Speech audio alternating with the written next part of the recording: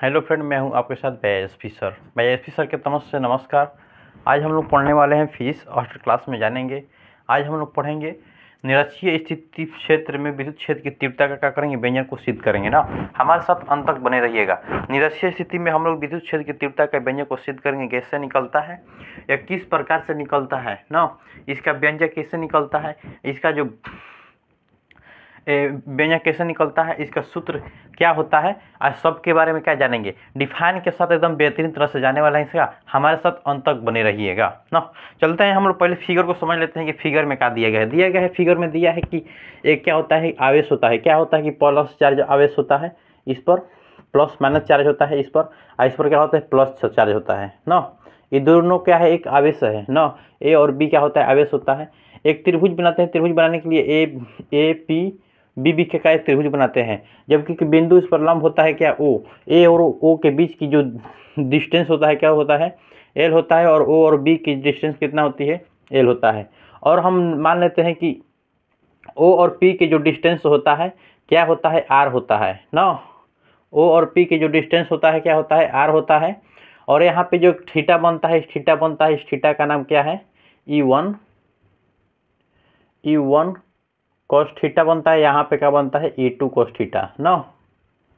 E2 cos theta होता है। यहाँ पे हमको क्या करना है कि बिंदु E की क्या क्षेत्रफल, मतलब E की विद्युत क्षेत्र की तीव्रता क्या करना है, हमको व्यंजक ज्ञात करना है। निरक्षीय स्थिति में विद्युत क्षेत्र की तीव्रता के व्यंजक को ज्ञात करेंगे। आपका अगर आप कोई भी व्यक्ति क्या 12th क्लास में पढ़ रहा है, 12th क्लास में अगर 2024 में एग्जाम देने वाला है, तो उस व्यक्ति का क्या है कि आज 5 नंबर कंप्लीट होने वाला है। 5 नंबर आपका कंप्लीट होगा। हमारे साथ क्या अंत तक बने रहिएगा ना। ये क्या हो रहा है कि 2 साल से क्वेश्चन क्या हुआ है कि बंद किया हुआ है क्वेश्चन को ना।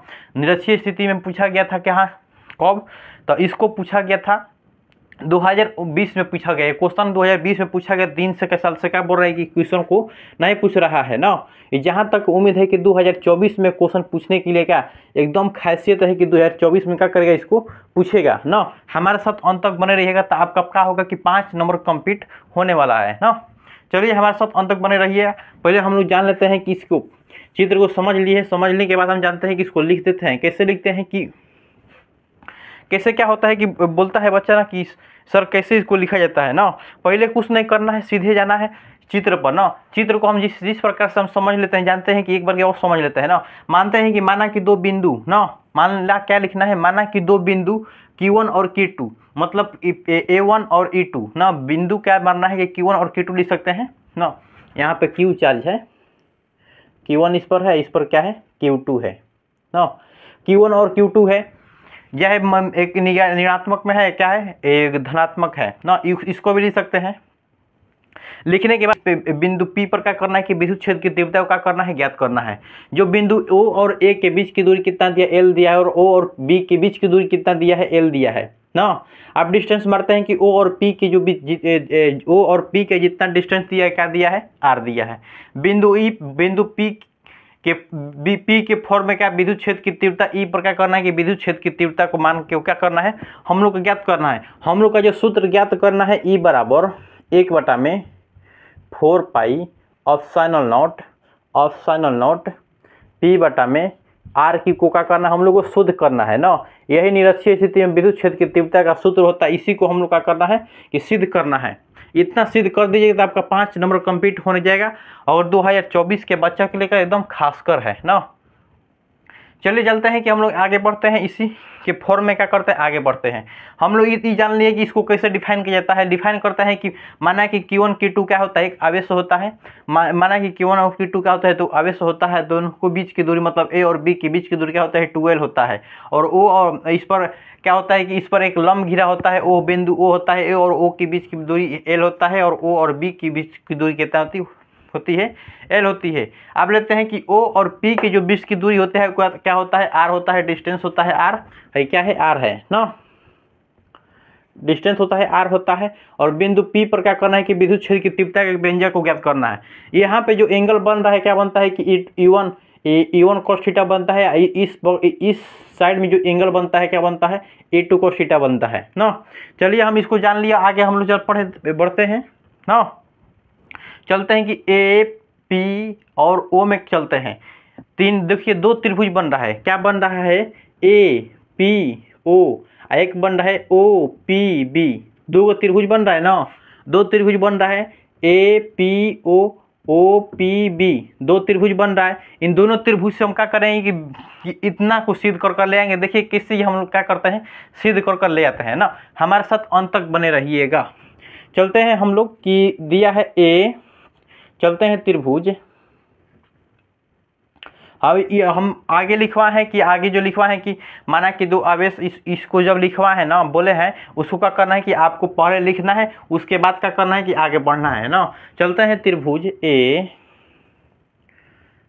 पी ओ में, चलते हैं ए पी ओ में ना, चलते हैं। तो ए और पी क्या है, एक देखिए तो ऐसे जब हम आपको चलेंगे क्या है कि एक ऐसे एंगल बना रहा है ना, एक एंगल बना रहा है, इससे ऐसे ही ना बना रहा है, देखो तो हाई ऐसे है, हाई क्या है ऐसे है, एक एंगल बना रहा है, हाई क्या है ए है, हाई पी है, हाई क्या है ओ है, इसका बीच की दूरी एल है, इसका क्या है आर है। हाई क्या हो गया, कौन होगा, कौन बराबर क्या है लंब, कौन बराबर क्या होता है लंब गुण, लंब प्लस क्या होता है आधार होता है ना। तो वही ले लेंगे कि ए पी बराबर लिख सकते हैं, ए पी बराबर क्या लिख सकते हैं, ए पी का स्क्वायर बराबर ए ओ का स्क्वायर प्लस पी ओ का स्क्वायर कर सकते हैं। वही चीज़ हुआ यहाँ पे दिया है, तो क्या लिखे हो गया, आप लिख सकते हैं हम कि ए पी दिया है, क्या दिया है कि ए पी ना, तो ए पी का स्क्वायर बराबर ए ओ का मान क्या दिया है, एल दिया है, एल का स्क्वायर हो गया। नेक्स्ट ओ और पी का स्क्वायर क्या दिया है, आर दिया है, ले लिए ना। जब ए और ए पी का जब स्क्वायर के फॉर्म में निकलता है, जब स्क्वायर को हटाते हैं तो क्या होता है, रूट में एल स्क्वायर प्लस क्या हो जाता है आर स्क्वायर ना। इस इक्वेशन नंबर 1 हो गया। यहाँ पे आपको ध्यान रखना है, जो दूसरा त्रिभुज बनता है, दूसरा त्रिभुज बनता है, त्रिभुज क्या चलते हैं, त्रिभुज चलते हैं कि ओ पी बी में चलते हैं। दूसरा जो त्रिभुज हम लोग को दिया है, ऐसे दिया है, क्या दिया है, ऐसे दिया है ना, ये यही दिया है, पी दिया है, यहाँ पे ओ दिया है, यहाँ पे बी दिया है, दोनों के बीच की दूरी एल है, इसका क्या है आर है ना। चलते हैं त्रिभुज बी ओ पी बी में ना, ओ पी बी में, त्रिभुज ओ पी बी में चलते हैं। तो क्या दिया है, ओ पी बी स्क्वायर बराबर क्या है, ओ पी का स्क्वायर प्लस क्या हो जाएगा ओ बी का स्क्वायर ना, यही ना होगा। और पी और बी का स्क्वायर बराबर क्या लिख सकते हैं, पी और बी का स्क्वायर बराबर क्या हो गया कि ओ पी का मान कितना दिया है, आर दिया है, आर का स्क्वायर, और बी पी का मान दिया है एल का स्क्वायर ना। पी और बी बराबर लिखेंगे तो रूट में क्या हो जाएगा आर का स्क्वायर प्लस एल का स्क्वायर ना।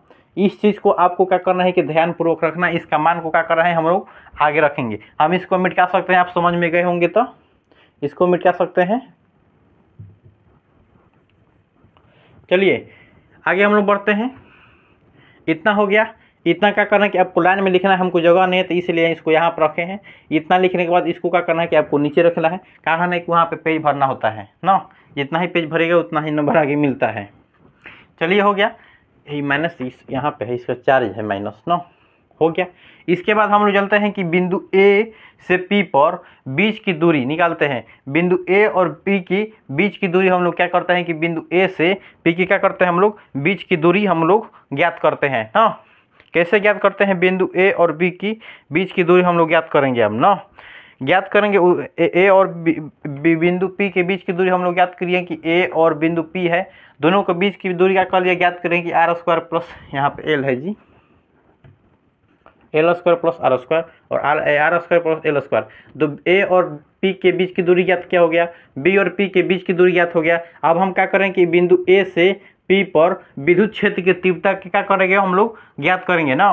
बिंदु ए से बोल रहा है कि बिंदु ए पर आरोपित क्या है क्यू है, बिंदु ए पर आरोपित माइनस क्यू के कारण इस पर विद्युत क्षेत्र की तीव्रता क्या करते हैं, विद्युत क्षेत्र की तीव्रता का क्या करते हैं व्यंजक सिद्ध करते हैं ना। लिख देते हैं कि बिंदु ए पर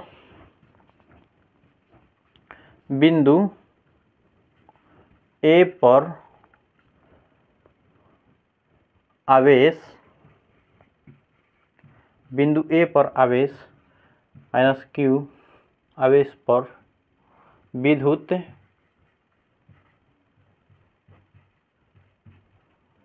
क्षेत्र की तीव्रता का व्यंजक लेते हैं ना। तो बिंदु ई पर लेते हैं तो क्या मानते लेते हैं कि माइनस इस पर ले लेते हैं E1 बराबर ना, E1 लेते हैं। E1 होता है तो विद्युत क्षेत्र की तीव्रता का व्यंजक क्या होता है 1/4 पाई एप्सिलॉन नॉट। तो क्या होता है कि Q बटा में क्या होता है R² होता है ना। तो यहाँ पे हम लोग को क्या दिया है Q माइनस में दिया है तो माइनस में रखेंगे। जब विद्युत क्षेत्र की जब हम लोग निरक्षीय स्थिति में चलते हैं तो इसको मोड में हम लोग को लेकर चलते हैं ना। तो मोड में जब लेकर चलिएगा तो जो आगे आपको पढ़े होंगे कि आप लोग अगर 12th क्लास में पढ़ रहे हैं अगर मैथ से होंगे तो मोड क्या आपको एकदम बेहतरीन तरह से समझ में आता होगा कि मोड जैसे ही जब माइनस में होता है तो उसको क्या किया जाता है कि प्लस में लिया जाता है ना। जब मोड माइनस में होता है तो हरदम जब मोड हटता है तो क्या होता है प्लस में आ जाता है ना। तो यहाँ पे क्या हो जाएगा गुणे Q ना, इसको एक हटा के क्या करते हैं कि Q बराबर 4 pi epsilon naught 4 pi epsilon naught 1/में क्या ले सकते हैं R², छोड़ो ना 1/में 4 पाई एप्सिलॉन नॉट, यहाँ पर Q बटा में R² लिख देते हैं ना R²। तो हम देखो एक मिनट यहाँ पे हम थोड़ा सा गलती कर रहे हैं। यहाँ पे हम लोग AP लेकर चलेंगे, डिस्टेंस क्या है AP है तो हम लोग AP यहाँ पे लेकर चलेंगे। क्या करेंगे AP का स्क्वायर लेकर चलेंगे। R की जगह पे डिस्टेंस सही ना है AP ना है तो AP का स्क्वायर लेकर चलेंगे। AP का जो हम लोग का मान निकाला है यहाँ पे AP का मान क्या निकाला है हम लोग का तो निकाला है रूट क्या निकाला है R का स्क्वायर प्लस L का स्क्वायर यही ना निकाला है। फिर इसका क्या करेंगे हम लोग स्क्वायर करेंगे ना। तो E1 बराबर हो जाता है 1/4 पाई एप्सिलॉन नॉट Q बटा में क्या हो जाता है रूट क्या हो जाता है जब स्क्वायर है तो रूट क्या हो जाता है हट जाता है, यहाँ पे R² प्लस L² हो जाता है। इक्वेशन नंबर हम लोग का मान लेते हैं इसको 1 मान लेते हैं ना। समीकरण क्या करते हैं हम इसको 1 मान लेते हैं। 1 मानने के बाद हम लोग चलते हैं आगे ना, आगे चलते हैं। अब इसी के आप लोग का करना है नीचे करना है, हम आगे इस पर यहाँ पे लिखते हैं ये आपको दिखाई देगा। अगर नीचे लिखेंगे तो दिखाई नहीं देगा, इसलिए यहाँ पे आपको क्या करना है कि इतना लिखने के बाद इसी के नीचे लिखना है ना। चलिए चलते हैं कि ये क्वेश्चन नंबर यहाँ पे चले थे बिंदु BA पर चले थे ना। आप चलते हैं बिंदु B पर, बिंदु B पर आवेश Q प्लस पर बिंदु B पर आवेश Q प्लस हो गया विद्युत क्षेत्र की तीव्रता, विद्युत क्षेत्र की तीव्रता का व्यंजक ना। क्या मान लेते हैं इसको E2 मान लेते हैं ना। जब हम E2 लेकर चलेंगे यहाँ पे E2 लेकर चलेंगे तो 1/में में क्या हो जाएगा 4 पाई एप्सिलॉन नॉट ना। चार्ज यहाँ पे क्या है हम लोग लिए थे माइनस लिए थे, यहाँ पे क्या है हम लोग का चार्ज क्या है प्लस है तो ले लेते हैं प्लस Q यहाँ पे हो गया। इसको भी मोड में लेके चलेंगे तो क्या हो जाएगा यहाँ पे तो यहाँ पे डिस्टेंस क्या दिया है A और P के डिस्टेंस का दिया था। A और B और P का डिस्टेंस क्या है B और P का डिस्टेंस क्या है तक रूट R का स्क्वायर प्लस L का स्क्वायर, फिर इसका भी स्क्वायर होता है ये तो इतना तो मालूम है। अब ले लेते हैं E का स्क्वायर बराबर 1/में 4 पाई एप्सिलॉन नॉट। जैसे ही मोड हटता है तो क्या हो जाता है या प्लस के प्लस में तो प्लस में हो जाएगा ना। तो क्या हो जाता है L का स्क्वायर R का स्क्वायर प्लस L का स्क्वायर। इसको इक्वेशन नंबर क्या मान लेते हैं हम लोग 2 मान लेते हैं ना। इक्वेशन नंबर हम लोग 2 मान लेते हैं। चलते हैं आगे, अब हम लोग का चलते हैं ना आगे हम लोग चलते हैं कि y अक्ष पर चलते हैं। y अक्ष में विद्युत क्षेत्र क्या होता है शून्य हो तो ना। जब चलते हैं आगे चलते हैं तो y अक्ष में चलते हैं। क्या करते हैं कि y अक्ष पे जब चलते हैं तो क्या होता है कि विद्युत लिखते हैं कि y, यहाँ पे हम ब्लैक मार्कर के यूज कर लेते हैं ना। y अक्ष में विद्युत क्षेत्र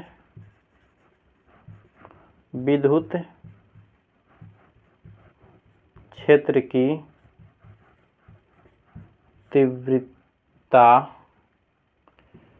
तीव्रता का व्यंजक ना हो गया। तो चलते हैं, तो क्या हो जाता है कि U बराबर E1 cos theta plus E2 cos theta. यहाँ पे लिखे है ना, ये दोनों का बीच की क्या है, एंगल कितना है, E1 cos थीटा। नेक्स्ट में आता है कि Y अक्ष में चलते हैं तो इसका एंगल के फॉर्म में लिखते हैं, तो E2 cos थीटा निकल जाता है ना। क्या करते हैं कि cos थीटा को क्या कर लेंगे हम लोग, कॉमन कर लेते हैं। क्या करेंगे, cos थीटा को हम क्या करते हैं कि कॉमन करते हैं, तो E बराबर जब E1 प्लस क्या हो जाएगा E2 ना, E1 प्लस E2 क्या हो जाएगा, cos थीटा कॉमन हो जाएगा ना।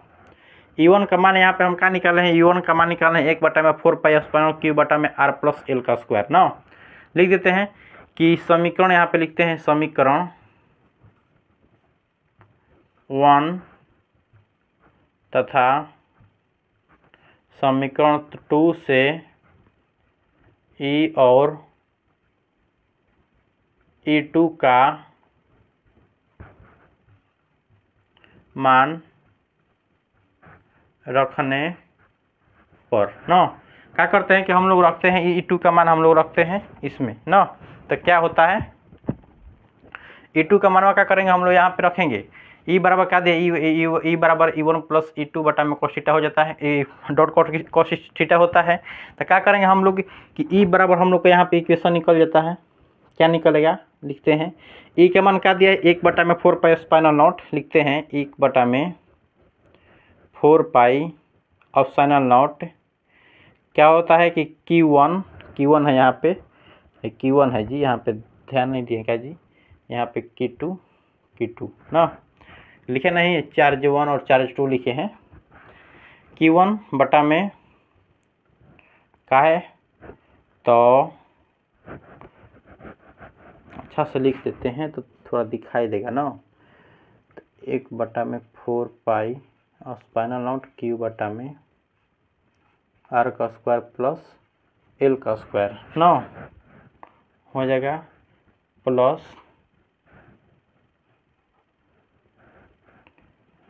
1/4π/0 Q2/R का स्क्वायर प्लस L का स्क्वायर हो गया। क्या है यहाँ पे, cos थीटा है ना, cos थीटा है। चलिए हम पहले cos थीटा निकाल लेते हैं ना। cos थीटा बराबर क्या होता है, आधार बटा में क्या होता है, कोण होता है।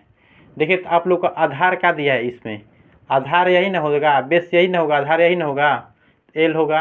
और कोण अभी हम लोग क्या निकाले हैं, रूट L का स्क्वायर प्लस R का स्क्वायर, दोनों का यही ना कोण निकाला, इधर का भी तो यही निकाला, सेम निकाला है, सेम ही ना निकाला है, हो गया। तो cos थीटा के जगह पर क्या करेंगे, इतना मानवा हम लोग रख देंगे ना, इसको मिटा देते हैं, ये तो सिद्ध होकर करेगा, देखो सिद्ध कैसे आ जाता है, एकदम बेहतरीन तरह से आएगा, तो लोग का ध्यान रखेगा, आराम से आएगा ना। चलते हैं, तो क्या करते हैं, देखो 1 मिनट देखते हैं, यहाँ पे ध्यान रखते हैं हम लोग, इस बात का ज्ञान रखेंगे कि 1 मिनट Q1 चार्ज है ना, तो चार्ज जब हम लोग लेते हैं Q2, तो यहाँ पे जो हम लोग चार्ज लेते हैं Q1 Q2, तो जो चार्ज खाली सिर्फ माइनस में ना होता है जी, हम भी थोड़ा भूला गए, यहाँ पे 1 2 कहाँ लिखे हैं, चार्ज जो होता है यहाँ पे एक ही ना है, तो 1 क्यों लिखे कहे हैं, हम भी भूला कर लिख दिए हैं, ध्यान नहीं दिए हैं ना। अब क्या होगा कि Q बटा में 4π/0 है, यहाँ पे हम लोग का कॉमन होगा ना, यही ना दोनों में मिल रहा है, Q बटा में 1/4π/0 मिल रहा है, बताइए तो, यही ना मिल रहा है, यहाँ पे मिल रहा है। देखिए तो इक्वेशन 1/4π/0 Q बटा में R square plus L square, plus 1/4 स्पाइनल क्यू बटा में R square plus L square. एक इक्वेशन 2 आप क्या कर देंगे, दोनों इक्वेशन को हम क्या कर देंगे, जोड़ सकते हैं। यहाँ पे देखिए तो दोनों को जोड़ देंगे, दोनों का मान दिया सेम, तो क्या कर देंगे, इसको जोड़ देंगे। तो क्या लिख सकते हैं, 2e बराबर 2 ऊपर लिख सकते हैं, चाहे यहाँ भी लिख सकते हैं, 2 1/4 और स्पाइनल नॉट क्यू बटा में क्या लिख सकते हैं, आर का स्क्वायर प्लस एल का स्क्वायर ना। 1 मिनट देखते रहिएगा ना तो उड़ जाएगा तुरंत। अभी हम क्या निकाले हैं, कॉस का मान निकाले हैं, ये हो गया इससे। और कॉस का मान क्या निकाले हैं, एल बटा में क्या लिखे हैं, रूट एल का स्क्वायर प्लस, चाहे आगे लिखो ना आर का स्क्वायर प्लस एल का स्क्वायर, अंदर है तो कुछ उन्होंने लिख सकते हैं आगे। हो गया। अब क्या करेंगे, गुणा करते हैं ना, तो ये हो जाएगा ई बराबर, देखो एकदम बेहतरीन तरह से निकल जाएगा। 2 में 1 से गुणा वही होगा, 2 से क्यू में गुणा करते हैं ना, देखो 1/4 और स्पाइनल नॉट क्यू गुणे 2l लिख देते हैं, 2l ऊपर में गुणा में चल जाता है। तो क्या होता है कि आर का स्क्वायर प्लस एल का स्क्वायर बराबर गुणे रूट आर का स्क्वायर प्लस एल का स्क्वायर ना। आप लोग तो पढ़ चुके हैं, हम बताए हैं कि द्विध्रुव आघूर्ण बराबर को पी द्वारा सूचित करते हैं। पी बराबर क्या होता है कि क्यू गुणे क्या होता है, 2l होता है ना। अभी तक आपने द्विध्रुव आघूर्ण नहीं देखे हैं वीडियो, तो ये सब आपको बुझेबे नहीं करेगा कहाँ का हुआ है। द्विध्रुव आघूर्ण को देखिए, वीडियो डाल चुके हैं उसका, वहाँ पे जाइए, एकदम बेहतरीन तरह से समझाए हैं, उसका बीमा कैसे निकलता है, उसका मात्रा क्या होता है, सब चीज़ बताए हैं। जबकि वो 2 नंबर में क्वेश्चन पूछता है, आपको वो नहीं आएगा तो कैसे भुला ना जाइएगा। उसको पी द्वारा सूचित किया है, क्यू गुण क्या होता है, 12 होता है। उस वीडियो को देख लीजिए ना, तब बुझा जाएगा एकदम पी क्या होता है, या क्यू क्या होता है, एल क्या होता है। क्यू चार्ज होता है, पी क्या होता है, द्विध्रुव आघूर्ण होता है, और एल क्या होती है, लंबाई होती है ना। चलते हैं, एक तो क्यू गुण एल के फॉर्म लिख देते हैं। देखिए तो 1 मिनट ताकि ध्यान दीजिएगा, तो इसके पावर कुछ नहीं है तो 1 है, और इसके पावर क्या है, तो कि अगर हम रूट को जब हटाते हैं तो 1 में क्या हो जाता है, 2 हो जाता है इसके पावर में। देखिए तो उसी रूट को हम हटाएंगे यहाँ पे ना, 1 बराबर 1/4 और स्पाइनल नॉट, इसको क्या लिखेंगे, पी लिखेंगे ऊपर ना। तो अभी हम बताएं कि R square plus L square के पावर 1 है, और इसके पावर जब जिस ही रूट हटता है तो एल प्लस एल का स्क्वायर के पावर में क्या जाता है, 1/2 आता है ना। स्क्वायर इसको क्या करते हैं, वर्ग को जो हटाते हैं तो आता है। अब क्या करेंगे कि इतना आप जाने हैं कि एम के पावर n गुणे ए के पावर n जब होता है, ए के पावर m गुणे ए के पावर n होता है तो क्या होता है, ए के पावर m प्लस n। ये वाला सूत्र जानते हैं, तो उसी प्रकार है, क्या है, ए है, ए के पावर 1 है ए, और यहाँ पे है क्या हो गया, ए के पावर n, तो 1/n, तो दोनों का हो जाएगा, जुटेगा ना। कैसे जुटाते हैं, ये सब तो 10th क्लास में 8 क्लास में पढ़ किए हैं, ये सब नहीं बुझेगा तो क्या बुझेगा। देखो 1/4 और साइनल नॉट क्यू बटा में क्या हो जाएगा, आर का स्क्वायर प्लस एल का स्क्वायर, सबके पावर क्या हो जाएगा, जब 1 और 2 को जोड़िएगा तो 1 + 1 में क्या होता है, 2 होता है ना।